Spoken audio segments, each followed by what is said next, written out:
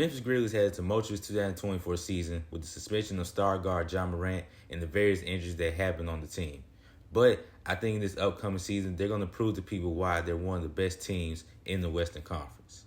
What's up, YouTube? It's your boy IJ here. In today's video, I'm going to be talking about the Memphis Grizzlies and why I think they're a team that shouldn't be slept on in the Western Conference. Now, before we get started, as always, gotta give on the guy because without him, I wouldn't be able to do this. And go ahead and click that subscribe button so you don't miss out on any future videos. And without further ado, y'all know what time it is. Cue the Who That chant.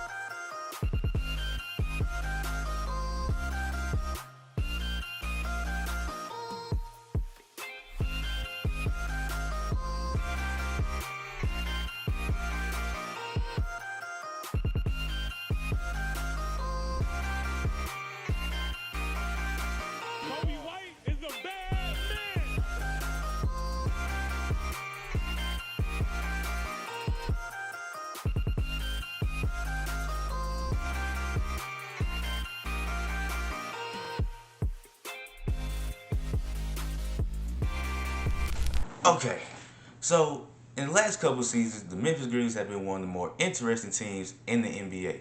Dating back to the 2021 season, the Memphis Grizzlies had turned into one of the most energetic teams in the NBA. They had made the NBA playoffs for 3 straight seasons, but they hadn't been able to get the team that was able to take them over the hump and make it to the NBA Finals yet. In the 2023 offseason, they were looking to make the moves to get them over that hump. Now, they did trade away veteran forward Dillon Brooks to the Houston Rockets in the 23 offseason, but they offset that by acquiring guard Marcus Smart in the 3-team trade. Then they went out and signed veteran guard Derrick Rose to a 2-year deal. So just like that, the team was geared up for the 23-24 season.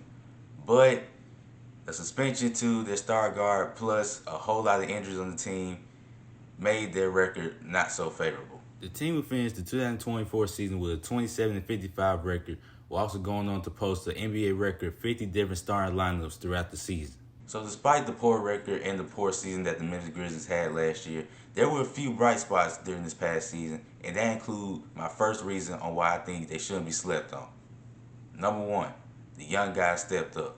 So with the various injuries that Memphis suffered last year, this allowed 2 young guys to step up and show themselves worthy as future rotational pieces for years to come. Rookie forward Gigi Jackson chipped in tremendously, averaging 15 points per game, 4 rebounds, 1 assist, and shooting 43% from the field, while guard Scottie Pippen Jr. averaged 13 points, 3 rebounds, 5 assists, and shot 49% from the field in the 21 games he played for Memphis. Now, they weren't the only young guys that stepped up for Memphis, but I wanted to spotlight those guys as I see them being key pieces for the Memphis Grizzlies in future years to come.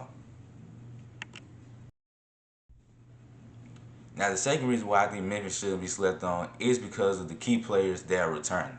Now, the injury bug bit Memphis hard this past season, but there are 2 guys from the previous season that are going to come back and step up in tremendous ways for them. Guard Desmond Bane only played in 42 games this year, but he averaged 24 points, 4 rebounds, 6 assists, and shot 46% from the field, while forward Brandon Clark, who only played in 6 games this year after he recovered from a torn Achilles injury, averaged 11 points, 5 rebounds, 2 assists, and shot 56% from the field.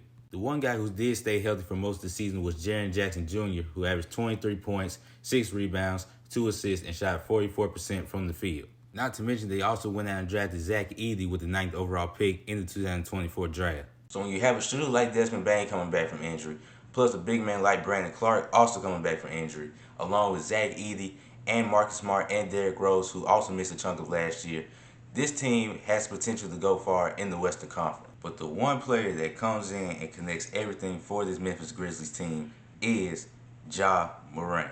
Now, when he's on the court, there's no denying Ja Morant's greatness. Just to list off some of Ja's accomplishments ever since he got drafted by the Memphis Grizzlies, he's going to win Rookie of the Year, Most Improved Player of the Year, make first-team All-NBA, and be a 2-time All-Star. And everything was going great for Ja, hitting the gritty every chance he could, just having a great time. But in early 2023, the dancing and the joking all stopped because serious matters came into play. Ja Morant ran into some off-the-court issues, getting suspended for 8 games by the NBA in March of 2023. Then he got suspended for 25 games to start the 2024 season by the NBA as well. We all know what Ja did during this time period, so I'm not going to heavily discuss that topic. In his first game from suspension, Ja Morant led the Grizzlies to a comeback victory over the Pelicans and led the team to a 6-3 record when he came back to the lineup.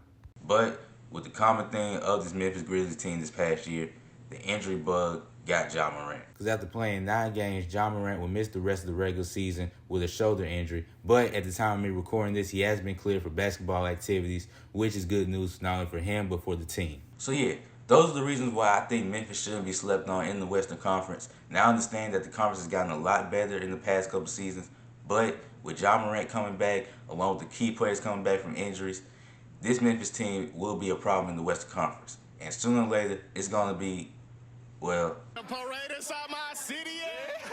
So yeah, that's the end of this video. Appreciate you guys for tuning in and watching. As always, KGF, keep God first. Love y'all. Appreciate y'all. Peace. I'm out.